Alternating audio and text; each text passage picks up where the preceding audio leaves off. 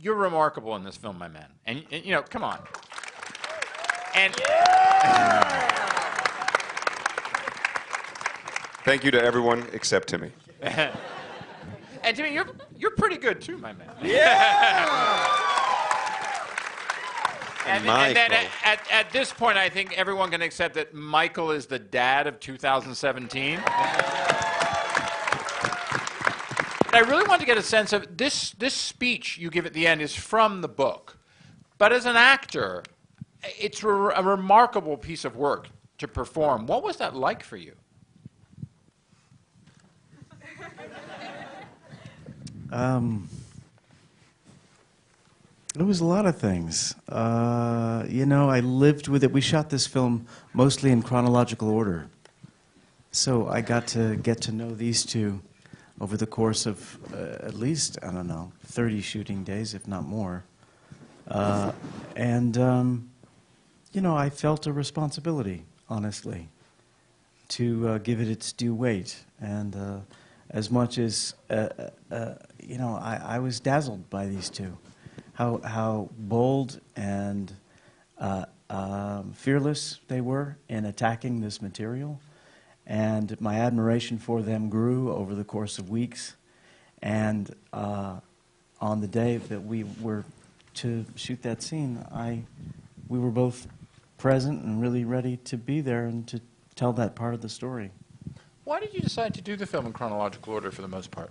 Well, because I think that gives the performance a possibility to grow, and makes the movie more connected with the personality of the actors playing the role, the characters. It's less cold. It's less technical. It's something that, in a way, makes everything more organic, in my opinion. And it's a sort of El Dorado for any directors and any actors, I would say, because you don't get to make a movie in chronological order easily.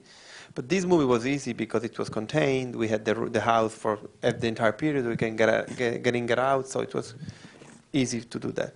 Well, Tim, you know, you guys in many ways, you were almost like a little colony going to Italy like that. What was that like for you, and kind of finding the role and finding this remarkable relationship that the two of you developed? Well, it was a great gift as an actor. It was what we alluded to earlier, was this ability to shoot in chronological order, but also the gift of getting out there early, and that's only a testament to Luca and Luca's idea, because I had been doing a play in New York, and he said, you know, the day you finish, you should get out to Italy just so you can immerse in the town, make some friends here, really get a sense of what it's like.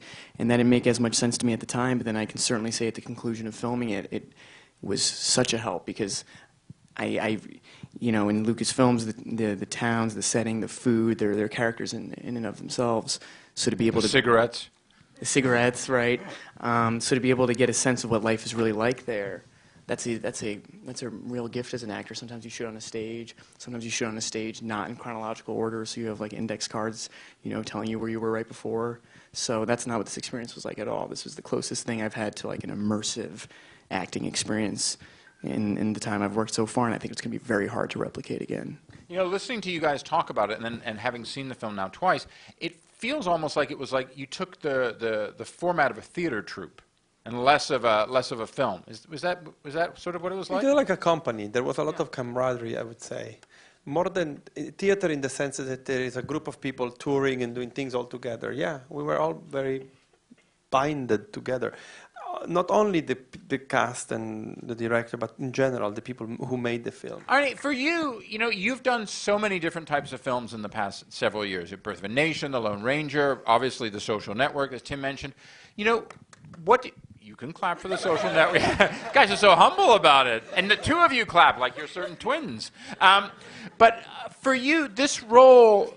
What did you find was different for you from this role? Because this role really feels like, I mean, you've got pretty good chops as an actor. You really flex some muscles here. Well, thanks.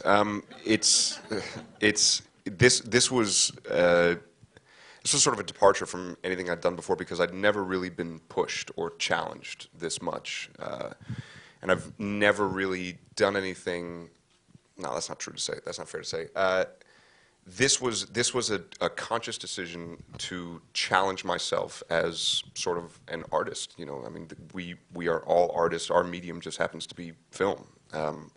this was an amazing opportunity to learn a lot about myself and to challenge myself and to challenge my perspective and to see what else is out there. And I can say that this is definitely one of the best things I've ever done in my professional life, and also it profoundly changed my personal life, and just sort of like, I think Michael's speech changed the kind of father I'm going to be. Luca changed, you know, what I'm now looking for in a film in terms of like artistic satiation.